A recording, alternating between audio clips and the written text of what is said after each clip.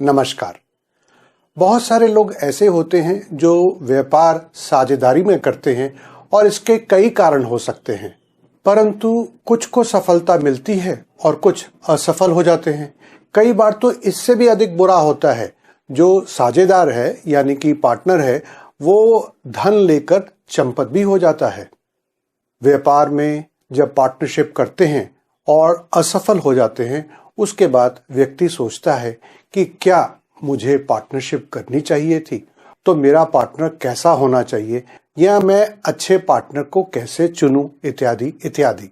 दोस्तों, सबसे पहले तो आप एक अच्छे एस्ट्रोलॉजर की सलाह ले सकते हैं और दूसरा विकल्प है कि आप अगर थोड़ा सा समय इस वीडियो में मेरे साथ बिताएंगे तो मैं आपको बताऊंगा कि कैसे आप स्वयं अपनी कुंडली देखकर यह निर्णय ले सकते हैं कि बिजनेस में साझेदारी यानी कि पार्टनरशिप आपको सही फल देगी या नहीं देगी। क्या आपका पार्टनर आपको धोखा देगा या नहीं देगा, या क्या आपका पार्टनर काम करेगा या सारी जिम्मेदारियां आप ही के ऊपर डाल देगा। क्योंकि हमारे वैदिक ज्योतिष में इस विषय पर कई सिद्धांत दिए गए हैं, तो आइए इस वीडियो में उनमें से कुछ सिद्धांत देखते हैं। आइए सबसे पहले देखते हैं कि वो कौन कौन से मोटे रूल्स हैं, महत्वपूर्ण रूल हैं या इम्पोर्टेंट रूल्स हैं, जिससे हम पता लगा सकते हैं कि बिजनेस पार्टनरशिप सूटेबल रहेगी उस जातक के लिए, उस नेटिव के लिए कि नहीं। तो कुंडली में हम सबसे पहले जाहिर है, लॉजिकल है, तर्कसंगत है कि फर्स्ट हाउस देखेंगे। फर्स्ट हाउस मतलब स्वयं जातक, और उसमें भी हम देखेंगे कि फर्स्ट हाउस में यानी पहले भाव में कौन से ग्रह हैं और उनके ऊपर किन किन ग्रहों का एस्पेक्ट है और वहाँ पर राशि कौन सी पड़ रही है। फिर हम देखेंगे कि वहाँ का लग्ना लॉर्ड कौन सा है, यानी कि राशि का लॉर्ड कहाँ है, उसकी पोजीशन कहाँ है, स्ट्रेंथ कहाँ है, और क्या उसके साथ कोई प्लैनेट है या नहीं है, और क्या उसके ऊपर किसी और प्लैनेट की दृष्टि पड़ रही है कि नहीं है।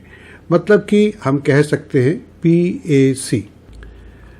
और उसके बाद हम देखेंगे सेवेंथ हाउस और सेवेंथ लॉर्ड। हम जानते ही हैं कि बिजनेस पार्टनरशिप के लिए सेवेंथ हाउस देखा जाता है, तो लॉजिकल है कि सेवेंथ लॉर्ड को भी हम समझेंगे। तो सेवेंथ हाउस में क्या देखेंगे कि सेवेंथ हाउस में यानी कि सप्तम भाव में कौन से प्लैनेट्स हैं या उनके ऊपर कौन से प्लैनेट्स की दृष्टि है, और वहाँ पे साइन कौन सा है यानी कि राशि कौन सी है, और इसी तरह से उस राशि का स्वामी कौन है यानी कि सप्तम भाव का स्वामी कौन है, इसकी पोजीशन क्या है, उनके साथ कौन से प्लैनेट्स हैं, कौन सी प्लैनेट्स की उनके ऊपर दृष्टि है, और इनकी स्वयं की स्ट्रेंथ कैसी है। और इसके बाद देखा जाता है कि क्या सेवेंथ लॉर्ड और 10th लॉर्ड का रिलेशनशिप बन रहा है तो अच्छा बन रहा है कि बुरा बन रहा है। और फिर देखी जाती है दशा, और फिर देखा जाता है गोचर, और फिर यही चीज़ सभी पार्टनर्स के केस में देखा जाता है। परंतु इस वीडियो के लिए हम 1, 2, 3 पॉइंट तो देखेंगे, पर चतुर्थ, पंचम और षष्ठम पॉइंट यानी कि 4th, 5th, 6th पॉइंट नहीं देखेंगे। तो आइए सबसे पहली एग्जाम्पल हम लेते हैं। ये जातक हैं जिनको मैं अच्छे से जानता हूं। 1960 का इनका बर्थ है और ये है इनकी कुंडली। तो नेचुरल बात है कि गोपनीयता बनाने के लिए मैं इनका नाम नहीं बता रहा हूं और ना ही इनका जन्म स्थान और जन्म समय आपके साथ शेयर कर रहा हूं। आप कुंडली पर अच्छे से नज़र डालिए और मैं इस कुंडली का विश्लेषण आपके साथ शेयर करता हूं। मैं एक बार फिर से कहूंगा कि ज़रूरी नहीं है कि सभी पॉइंट्स को मैं कवर करूं, पर मैं कुछ महत्वपूर्ण मोटे पॉइंट्स जो मुझे समझ में आए वो मैं शेयर कर रहा हूं। आपको कोई और पॉइंट दिखे तो नीचे कमेंट बॉक्स में ज़रूर बताइएगा, मुझे देखकर खुशी होगी। तो आइए लगना देखते हैं। तो लगन क्या है? कर्क राशि का है यानी कैंसर साइन है।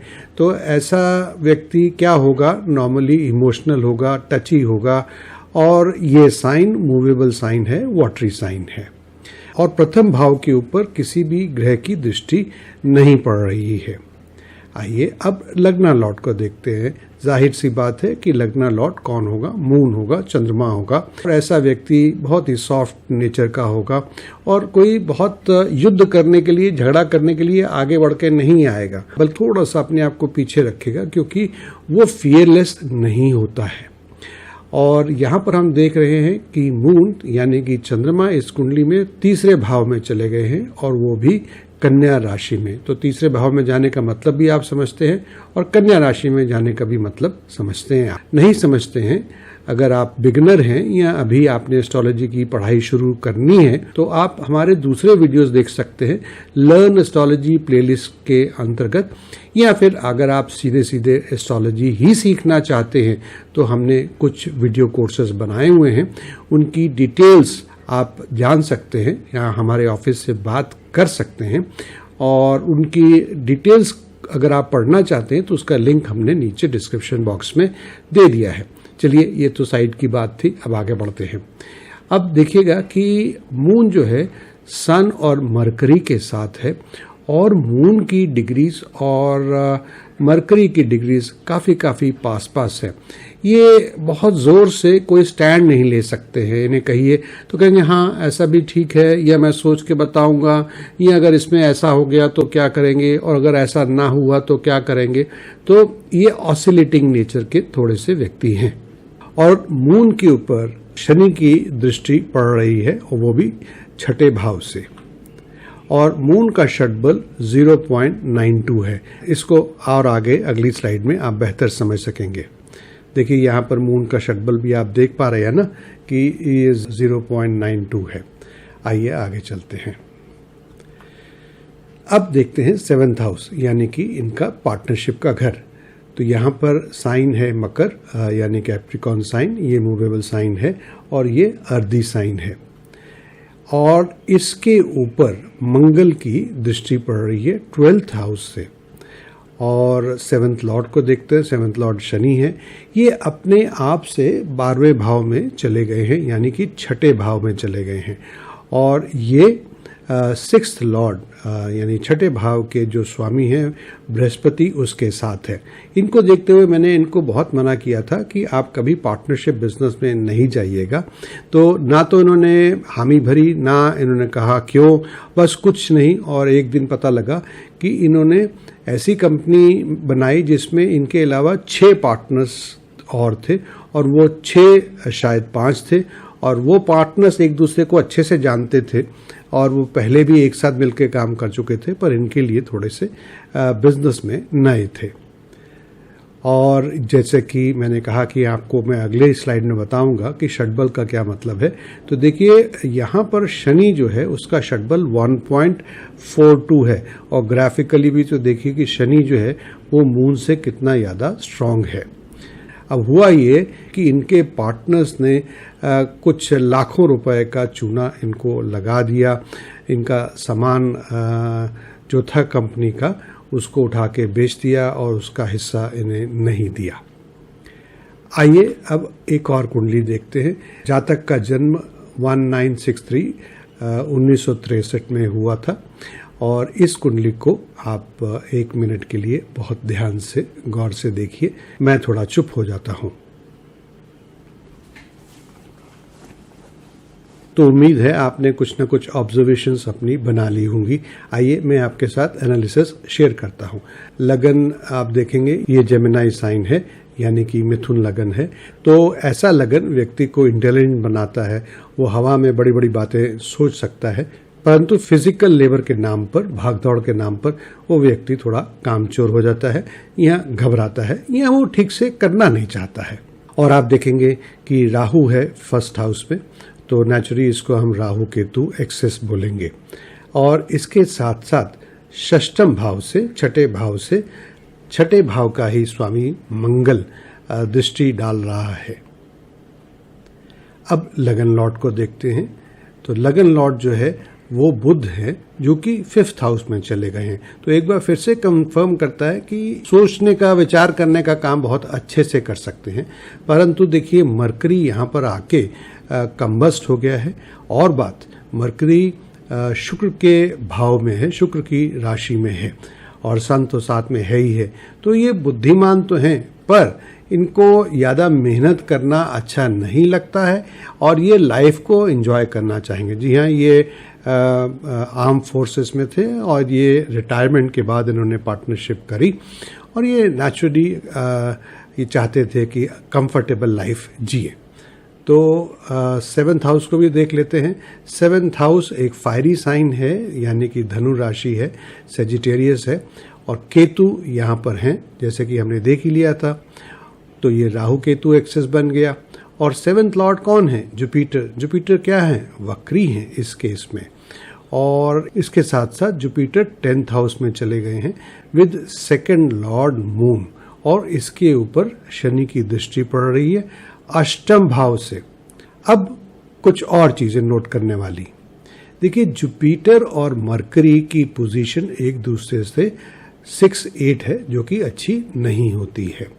और षडबल जुपिटर का है 1.21, जैसे कि आप देख रहे हैं नीचे लेफ्ट साइड को, और मरकरी का है 0.99। तो इसका मतलब है कि जो पार्टनर है वो इनसे ज़्यादा स्ट्रांग होगा। अब कहानी क्या है? कहानी ये है कि इन्होंने जिस शहर में रहते थे, बसे हुए हैं, उस शहर से दूर जाकर किसी और शहर में प्रॉपर्टी का, कंस्ट्रक्शन का काफ़ी बड़ा काम शुरू किया। पर ये बहुत ज़्यादा जाते नहीं थे उस शहर, और उन्होंने वहाँ पर किसी लोकल व्यक्ति को, जो रुतबे में और भी कई चीज़ों में इनसे जूनियर था, उसको पार्टनर बना लिया और अपना पूरा का पूरा ट्रस्ट उसके ऊपर छोड़ दिया। उस व्यक्ति ने क्या किया? धन चुराया, बिजनेस का कंट्रोल अपने हाथ में ले लिया और इनके ऊपर एक झूठा मुकदमा भी दायर कर दिया।